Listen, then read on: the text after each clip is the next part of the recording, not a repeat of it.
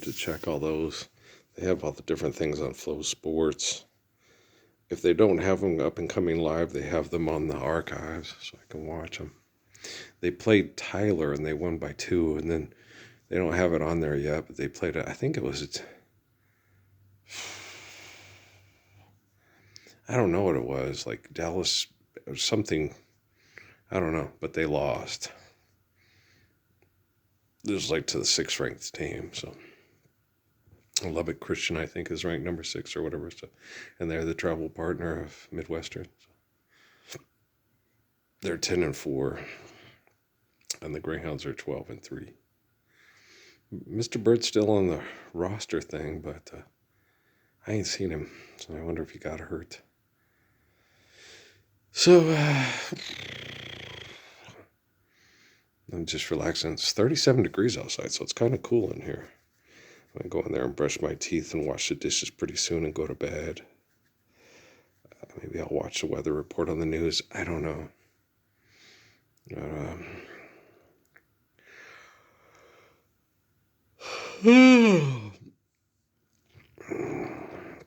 Everybody that's faithful, just hang in there.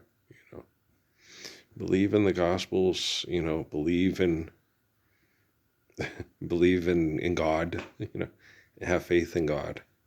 Believe and have faith. Believe in the Messiah. He has faith in God, and he's right. It's right to believe in good, and it's right to do good things and not promote selfish and destructive and bad things, like they do on television stuff. So, be a good person. Don't get, it's hard. I was very depressed all through December and the first part of January. And I was supposed to focus on my exercising and get all that. And then I just got real depressed all through December. And don't look at it like, what you missed out on.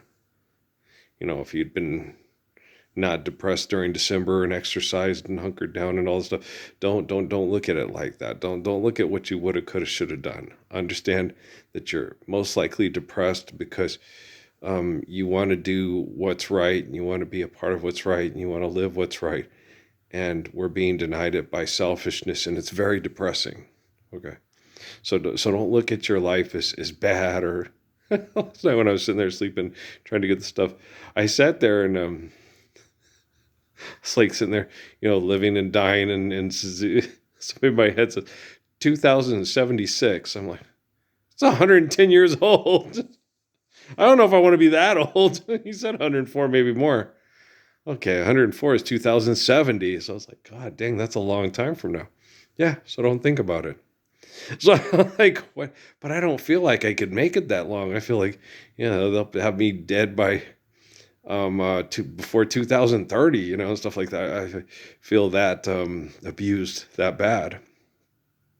And it's like, you don't have to, and you got to remember you're not Chadwick Boseman, and you're not this, and this is a different time when they killed Sun Yat-sen and Bob Marley and things like that. So you got to, you got to have hope. You're the focus of hope for people not being abused and mass murdered. So, just, hang in there. I know it's hard. It's very hard. It's horrible. You got to understand the people that are torturing me don't believe in God and have no faith in God and don't believe the Messiah they think the Messiah is a selfish person, is doing things because he doesn't put in all the hard work, and he doesn't, he plans to fail, and then, gets in on all the good hard work of all the hardworking good tech people on the commercials with the son of a bitch. Well, they don't see it as they're being dishonest and not being truthful. It's like, well, why do we have all this stupid bullshit happening on TV, on the news, and all over oh, Jiminy fucking crackers. And if we were sharing the truth of the Gospels and applying the physics of the Lord's Prayer and understanding the faith of Psalms and the wisdom of Proverbs, would we, fuck you. Fuck you sideways with a brick and your little dog too. Fuck you. And your gosh damn faith-forsaken ridiculous commercials. They got these commercials, the dog food. And you're like, they're selling dog food. It's like on Shark Tank. I'm real passionate about making sure that I make millions of dollars off people being healthy, and wrapping it in plastic and sending it to people instead of just teaching people how to do things in a healthy manner, participate in people doing things in a healthy manner where you don't have to black it and practice, send it around in jet fuel and mass murder people, and then give them drugs and health care through an industry that's not healthy and does not care. I am quite more certain than the Jerton and the curtains, the Zamp and the lamp and the Neller and the Beller and the Deller and the Seller that I am like way more brave, kind, courageous, and intelligent than you ever thought about being in your pathetic existence for the last 10,000 years or more. All these smart people. Deliver us from smart people. And DreamWorks. Yeah, they are propaganda toolbags. That's true. So you can do miracles if you believe. You don't need to do miracles. Faith is based on reality. Okay. Well, God help us. God's omniscient and omnipotent. Be a faithful person and help yourself, helping one another. God didn't say, the Lord said, love one another. Okay. The Lord said. It doesn't say God spaketh. Guys, okay. God's omniscient and omnipotent. Do you have faith in God?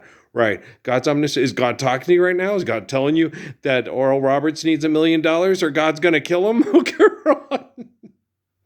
Son of a Tulsa Space Needle, right? Shit. Stupid people. And why did they have the Space Needle? Because they did. Why? I don't know why. It's a big restaurant at the top of this big metal thing. Why? I don't know. Okay? Like why the restaurant at the top of the Hyatt Regency in Phoenix goes round and round. Well, so you could sing, songs to it. You spin me right round, baby, right round, like a record, baby, right round, round, round. Okay, let's just lift the Lord's Prayer. Then you can sing T'Pau songs later. T'Pau, yeah, Spock's grandmother or whatever. Give a little bit of heart and soul, and don't you make me beg for more.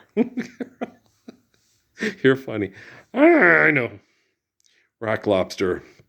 Housework. B-52s. Shining happy people holding hands.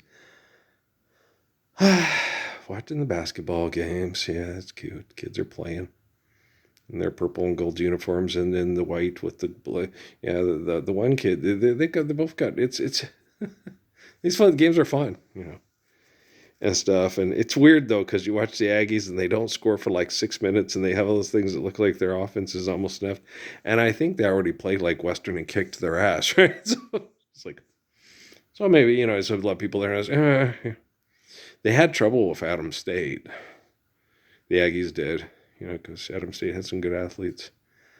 Some games, sometimes some teams show up and some other teams don't show up. It's when you're dealing with 18 to 20 some odd year old kids, sometimes you feel like a nut, sometimes you don't. And joints got mutts. Mounds don't. Mounds got creamy dark chocolate and coconut. Okay. Mounds got almond. Joints got milk chocolate and almonds and coconut too. I don't know. Remember that? Commercials? Yeah. How many looks does it take to get to the Tootsie Roll center of the Tootsie Pop? Stupid. Good job, Mr. Dorsey. This already happened. Yeah. I'm watching Space Ghost Games on TV.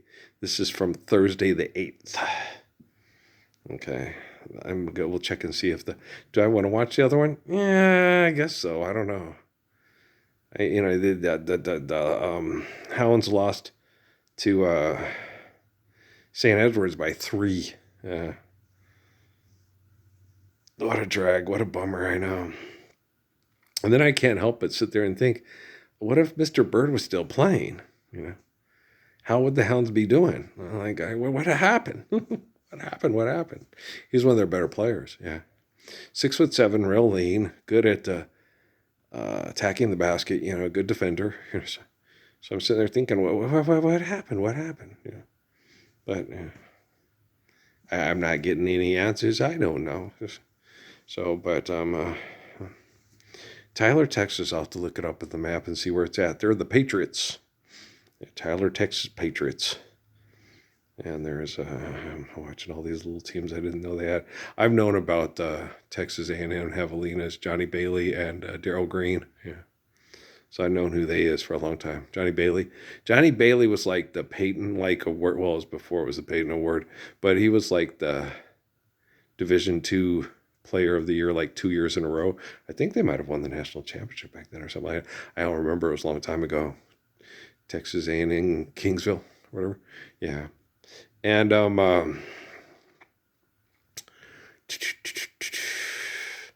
was a long time ago. I used to always get all the magazines to read about. I read about all the teams. Xander Holler books. Read about Butch Douglas in Southern Colorado, and read about everybody.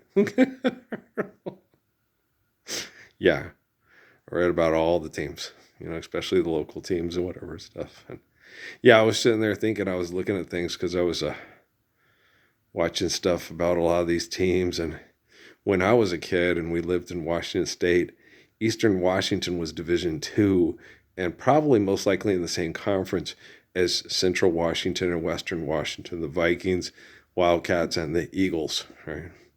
And then Eastern Washington moved up in division and went to FCS, and now it's Division I basketball team. But when I was a kid there, when we lived there, Gonzaga came and played at the high school in Colville, when John Stockton was a freshman. And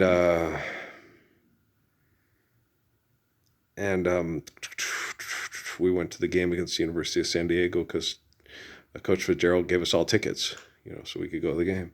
And Dad took us down there with all my friends. It was fun. Yeah, it was fun. And they all sat and watched the game because my dad was there. He drove us. But Dad likes basketball. And then, but Eastern Washington was a Division II school back there, I'm certain. Just like Central and Western. Back when Western had a football team. Yeah, the Vikings. They had a really good football program. They just stopped supporting it because of economic issues, I guess. But yeah, they had a very good football team. They were challenging for national titles and stuff like that. They were very good. When they stopped funding and having a football team, I was like, wow, that was weird. But who knows? Who knows where the time goes? Hey, that's Judy Collins. Yeah, I know. I like that song too. But I don't have it on my MP3 now. I don't even know if I have Someday Soon. Yeah, Send in the Clowns. I should have it. If I don't, I can kick myself in the head. That is such a damn good song. Isn't it rich? Are we a pair? You hear it last on the ground, me in midair. Yeah, send in the clowns. There ought to be clowns. Just when I start opening doors, finally. That song reminds me of my Emily. Yeah. I've been thinking a lot. I've been feeling, not thinking so much because I don't like to depress them, but I've been feeling Kate and Emily a lot here lately. I think that's one of the main reasons why I'm so dang depressed. Because I love those two young ladies very, very much. Just because people take children away from you and Stockholm syndrome them and cult type crazy ass indoctrination, Wi-Fi, tech geek, billionaire bullshit doesn't mean you go, you get all cold and go, well, those stupid people, they're too dumb to be like me. They don't deserve to live in the kingdom of heaven. Wow. Think I'm going to be the Pope? No, I'm the president of the Mormon Church. Yeah. Electroshock therapy, you homosexuals, right? I'm not like that at all. I'm a very compassionate person, but you can't become, angry. You just sit there and understand life's eternal, grace is infinite. And hang in there. And, we'll try to make sure that they don't try to find ways to genetically try to, eliminate most of you from the planet through genetic engineering and genocide operations through, Wi-Fi abusive. They're sick. I didn't think people could be this sick, guys. They thought I had, when I got back from Sierra Vista, after the Kid That Kept Kids, they had so many people talk to me, you're Asperger's, you're a savant. And I'm like, and I remember when I talked to those two obnoxious little shits with Leo down at the park with that Wall Street sit-in thing. And they were all talking about, just don't force your religion down my throat. Me and Leo were talking about, our religious perspective of things that were happening. He said, we're not forcing religion down your throat. We're explaining to you real religion. Don't force your Family Guy and Seth MacFarlane and Brian Stewie now mine. That's what I basically said. I got pissed. Like, you little fuckers, you're only shitty to me because I won't try to kill you or kick your ass like I'm some kind of special service agent or something like that. They're all that way to me, And I take much pride in the fact that little chicken shit, pervert, sorry ass, pathetic assholes feel they can get all cocky and shitty with me, and I won't kill them because I think I'm large and in charge, and I have a divine right to protect all children with violence and kill people. That's not what David and Samson were about. And Jesus proved that in the Roman Empire, and Muhammad during the occupation of the stuff. So we prove that depending on the circumstances, you have to do the best you can with what you have to protect the children. And I have quantum computing. So this is radically different. I'm not going to go around snapping necks, hitting, that was King David's time. That was Lord Jesus' time. This is Gracious Good Shepherd Lord Earl's time. These are the people that I was born to live with and be with. And like Jesus explained to Lord Saladin, this is his time and his people, and he knows what he's doing. That's why D.T. Suzuki is so patient with me when I get so horrifically depressed. He doesn't sit there, you got to do this, you got to do that. He sits there and he tells me, he'll coach me and tell me, and then he'll look at me and go, okay, I understand. Yeah, Emily is a very sweet kid and a very abused young lady that's very depressed, and I understand, and he understands. He understands what a gorgeous person I am, because he's like, most people with the way Justin Nail used to treat me would say, well, he deserves that because he doesn't believe in a living Messiah, but he's a comic character, so he deserved to die for Cathar. And I'm like, no, nobody deserves to be killed from being poisoned by perverts that are doing genocidal operations and fucking with your head to get you to believe in comic books instead of a real Messiah. And then glare at the real Messiah like he's a child molesting pervert that you go to church with that works for the NSA or DARPA, right? And tells you this person's a really bad person. We've been studying him. He has psychotic breaks and he's crazy. He doesn't even know what day of the week it is. Technically, sometimes I don't know because I'm not really paying attention. Right now, things are so repetitive and mundane, and the stupidity of the abuse that I'm pretty aware of just about what day of the week it is every day. And lately I've been paying attention because I have this ONN TV thing, and it has Lone Star Network, and I got to remember to watch the basketball games when they come on because it helps me, be like John Lennon. I just tell them I'm doing time, right? Just sitting here watching the reels go round and round. Really love to see them turn. No, not really. I don't like the beginning intro videos with all the music and the noise for any of them. I don't like the stupid rap music they got with it. Hate it. If you're going to play music, play Marvin Gaye or something, but for crying out loud. Even Queen's better. The Aggies, man, back when I was a kid, I still can't find it anywhere. Wish I could, man. They had it was like a jazz tune. I know the players had to love it, but we got banned from playing it because we used to play it all through the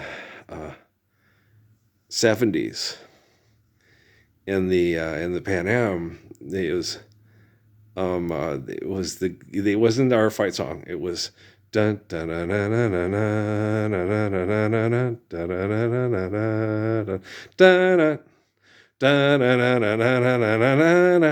dun dun, and it wasn't just dun dun dun. It was it was a really good jazz tone. It was very hip, and you could tell the players really liked it. And so, but yeah, they used to play it, and they'd play it. We'd all stand up and clap to that tune till the other team scored. And a lot of time, no. Okay. It'd be 14-0, and we'd still be going dun dun, and the band would still be playing their asses off. Right? You get tired, and it's like the poor kids are like, now you know how John Coltrane feels playing, like Sonny at the club. That's like a 10-minute, or his favorite things. That's a 10-minute song. Yeah, it is. But you can tell the kids loved it. The band loved it. Everybody is, but we got banned from doing it. So the kids used to, they'd scat sing it.